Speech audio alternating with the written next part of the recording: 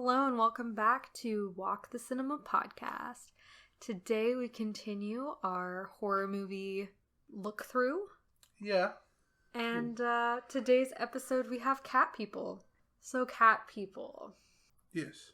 This was kind of your suggestion when we first came up with the idea to talk about horror movies kind of through the decades. Yeah. So. Well, I think the obvious choice would be going with a Universal classic, right? But we already did Frankenstein. You can find that very early on in our episode. And doing Dracula wasn't gonna achieve anything because we already did Nosferatu. So instead of Wolfman or Invisible Man. Sure. Instead of anything like that, I thought would go with something not Universal, something that was going against Universal at the time, because this was put out by RKO. And they're actually pretty scared of putting this out because Universal had a stronghold in this type of horror movie. Right. But this movie was important on its own terms. A lot of people think it's the first psychological horror movie. Interesting. Yeah, it's more subtle than anything Universal did. Yeah, it's definitely more subtle. And, I think it is kind of psychological horror because you're not really sure if our main character, Irina, has valid fears of turning into a cat person.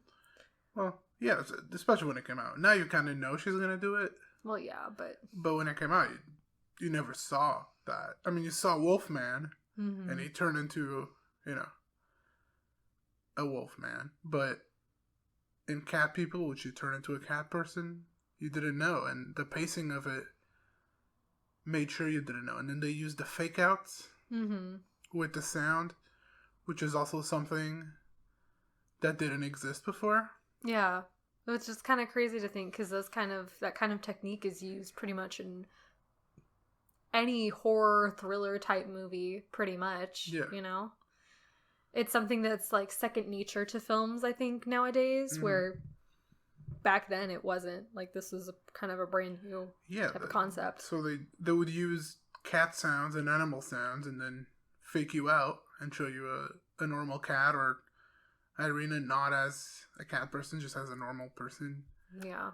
That was something that they also had to do because this was way lower budget than anything Universal was doing. And it's not like RKO was a small studio. They just had put out Citizen Kane. Yeah, like a year before this. Yeah, and after this, they immediately made a sequel, and the director got a bunch of opportunities. So this was actually a huge hit when it came out. I think it's one of the more forgotten ones from that time. Yeah. I honestly had never heard of Cat People before you had talked about it for our podcast. So I don't really know if that's just my lack of knowledge or if it's lack of like sustainability in public eye, because it is kind of understated. And I do think it's important because it is like the first of its kind. Like, without it, we probably wouldn't have certain other horror movies later down the line, but like standing on its own, I don't think it's not very overstated, you know what I mean? The movie on its own is not amazing. It's really just because it's the first to do two things that became important for the genre and for film. Doing the psychological horror and doing the fake outs with the sounds, which that has a name. It's like the Lewin effect. It's after the director, right? I'm not sure, but it has a name. It's like the cat scare, I think, is like Luton, the Luton bus. That's what it's called. A jump scare that he used in subsequent films. Yeah. So and what people it's important for that, but the movie itself, it's definitely not the director's best. I like Leopard Man and I like I Walk with a Zombie more. I think I like the sequel to this more, The Curse of the Cat People. That's a different director or group of directors, but that also feels super unique on its own right. I definitely suggest you watch that one, but it's not really a horror sequel. It feels more like a fairy tale fantasy. Right. But I like that one. Yeah. This one is good, but it's not amazing. I understand why I got, lost with time.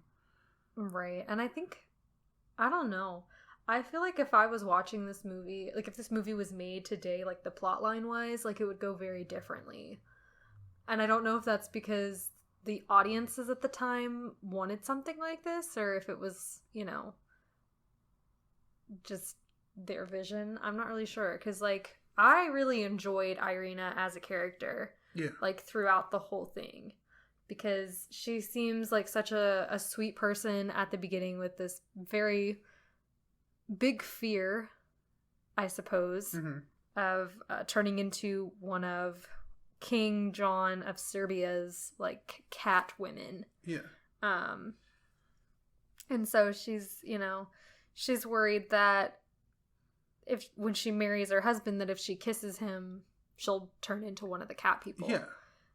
I think the movie putting it as her fear of kissing her husband or being intimate with her husband might be part of, female revolution at the time, and being scared of looking like being scared of your own sexuality. Mm-hmm.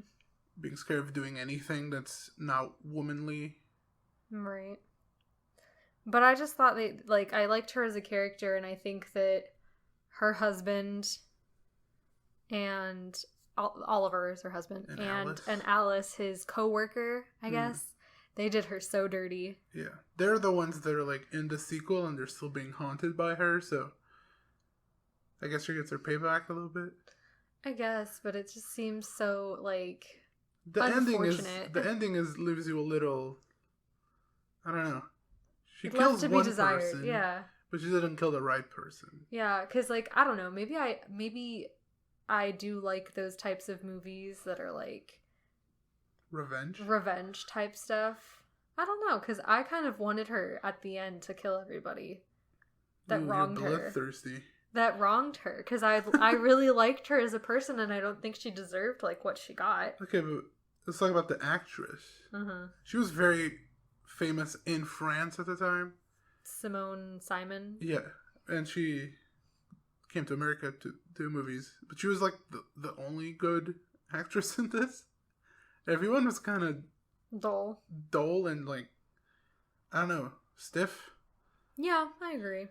So the acting is definitely not why this is important. I think that's kind of one of the reasons why I like Irina so much, is because, like, she's the only character that you can really relate to, or, like, care about. Into. Yeah, like, everybody else is kind of just there as a vessel, I guess, for her.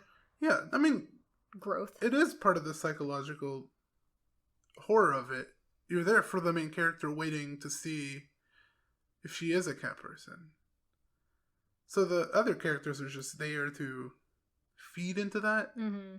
Feed into, like, being potential victims. They just do bad things to her, so, you have a reason to suspect she might kill them. Yeah. But, like, I don't know. She marries Oliver, and she's like, I tried to stay away from people all my life, but I fell in love with you when I didn't want to, because she's, scared of being intimate with him. I think that's the whole message of the movie. Like, as a screenplay, I think the message is of women being scared of being perceived differently because they're attracted to men. And because they, have natural feelings. Right. And needs and desires. So you think it's more of, like, a female sexuality repression type thing? Yeah, I think it's about, like, the repression that females felt at the time. I could see that. They couldn't be, out there with their feelings.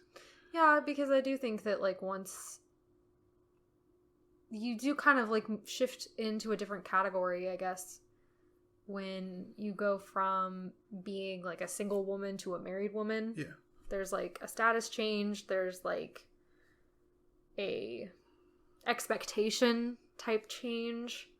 You're no longer seen as, like, pure and virginal, Yeah, she says she wants to be Mrs. Reed. Mm-hmm. And she wants to be his wife and everything that she thinks his wife should be. But she just can't. But she's scared of that. Yeah. I mean, in the movie, it's because of, the stories that she heard in Serbia. Maybe I'm reading too much into it.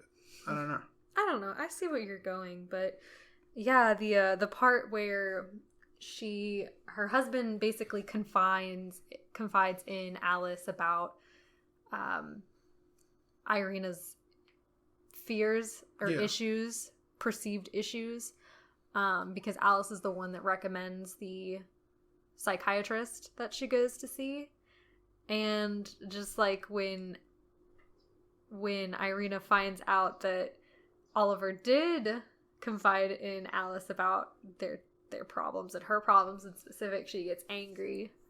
Mm-hmm. Or she gets disappointed, I guess, Yeah. I feel like that was a good, representation of, or a good, look into how, a married couple, how a married couple interacts with each other and with others outside of their marriage. Yeah. You know what I mean? Because, nobody, I feel like your spouse is someone who you tell everything to pretty much. All of your fears. Yeah, but she's also a foreigner, which I feel like a lot of movies do that. Mm-hmm. When it's the silly foreigner that marries the smart American, and then, the American thinks they can play them, but the foreigner's not as silly as they seem. Right. I think that happens a lot.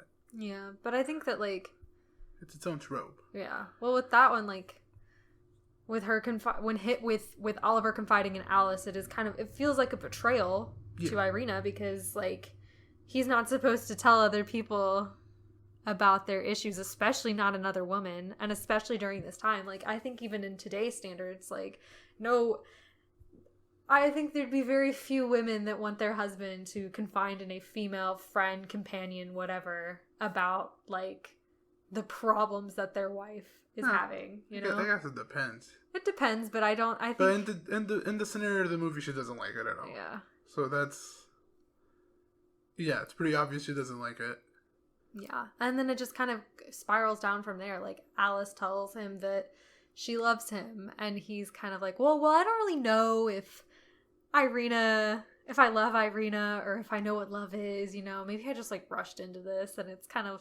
They kind of do rush into it, though. Yeah, they do. It takes 10 minutes for them to being married in the movie length. Yeah. It's really fast, which the movie's really short. Yeah. So I think that was probably also kind of a reason why. It was low budget, so that I don't think they could film a marriage scene. Yeah. Or extra scenes for it. And RKO didn't have that much trust in it when they put it out. So, yeah, that part's a little rushed through, so I guess it makes sense that he feels like he rushed into it. Yeah. Because they literally rushed into it. Yeah. And then. That goes into her. Well, I think it's after they visit the museum, but it goes into her scaring. Alice in the pool. Yeah. Well, because before that, they were at the museum, like you just said, and they kind of completely ignore her. Yeah. That's her breaking point. She wants to be a part of his life and his interests and stuff, but he kind of shoves her aside for this other girl that's giving him more attention, or more perceived attention, Yeah, but that pool scare. Uh-huh. I think that's a really effective one for me. Yeah. That's probably the best scene, or the best transition scene, where it really becomes okay, this is a good horror movie, or at least decent. Yeah. Because it kind of makes you wonder if she turned into the cat, the jaguar type thing. Black Panther. Black Panther, yeah. They don't say it. They don't say the name of it. But, in his next movie, or a couple movies after, the director uses, I think it's the same cat, and he calls it a leopard, but in this movie specifies it's not a leopard. Yeah. So I don't know what that cat is supposed to be, but I think it's a Black Panther. Yeah.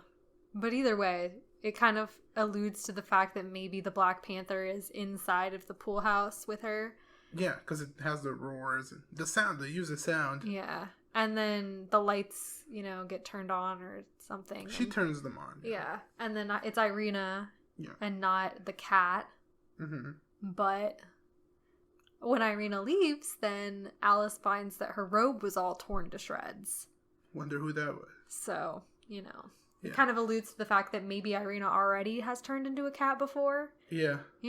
But then she gets kissed by Judd. Yeah, the doctor. And that immediately turns her. Yeah. So her fears were validated. Yes. I don't know what the real message of that could be. I don't know. Validating her own fears. I don't know if that's a positive or negative. But in the movie story, the curse is real. Yeah. And the physical contact makes her into a cat person, and she immediately kills the doctor and flees. And then she gets killed at the end.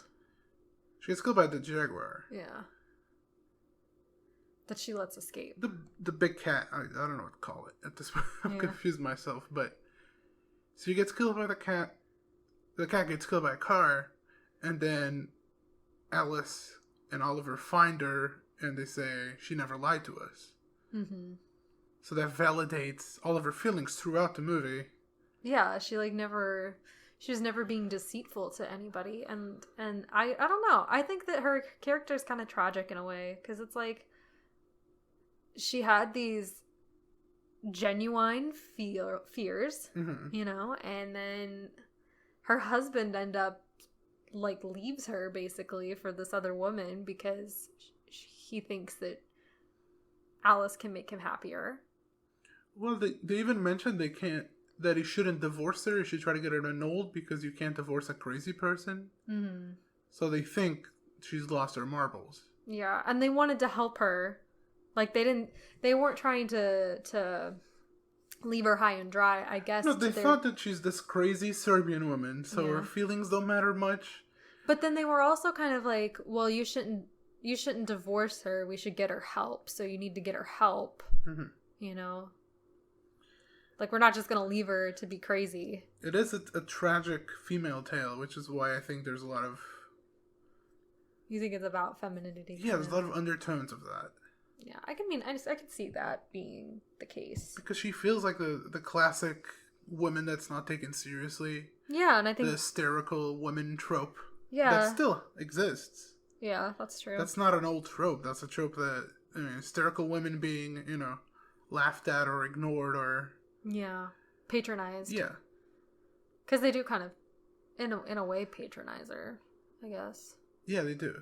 I would say they do. But yeah, I don't know, there was that part of me that was like, ooh, I really just don't like Oliver and Alice. Like, they really did Irina dirty, and something that I just didn't like, Yeah, but I think all of that was just to keep you... guessing. Yeah, keep you on your edge of the seat, thinking, will she kill them? Can she kill them? Yeah. So... They had to do something bad to her. So, I don't know. Screenplay's fine. Yeah. I mean, that's nothing crazy. It's not great. It's not awful. What the director did with, the low budget, and he did what he could. And it is a stepstone in horror films. Mm-hmm. It's not the best horror film. Kind of like Nosferatu. Even though a lot of people think Nosferatu is the best horror film, but I don't think a lot of people think Cat People is the best horror film, but it is significant for the things we've mentioned. And the psychological horror really works. It's just not super heavy-handed. Yeah, I agree. So, if you agree, would you give it? I give it a 6 out of 10. There's a pattern here. I know. It's just because, I don't know. I liked the movie. I thought it was entertaining, but there wasn't anything that particularly captivated me about it. I do think that, like, it's kind of hard, because it's hard to judge this, because I know the impact it had on filmmaking, but the movie itself doesn't really leave an impact on me. You know what I mean? Yeah. My rating would also have nothing to do with the impact. Yeah. Just the movie itself, I think a 7 is fair for me. The impact You can't really measure that. You can't really measure the value of a movie, but you definitely can't value the impact a movie has on the industry. And I think this is the one we're going to talk about this month that's the least popular movie. The one that less people will know about. Yeah.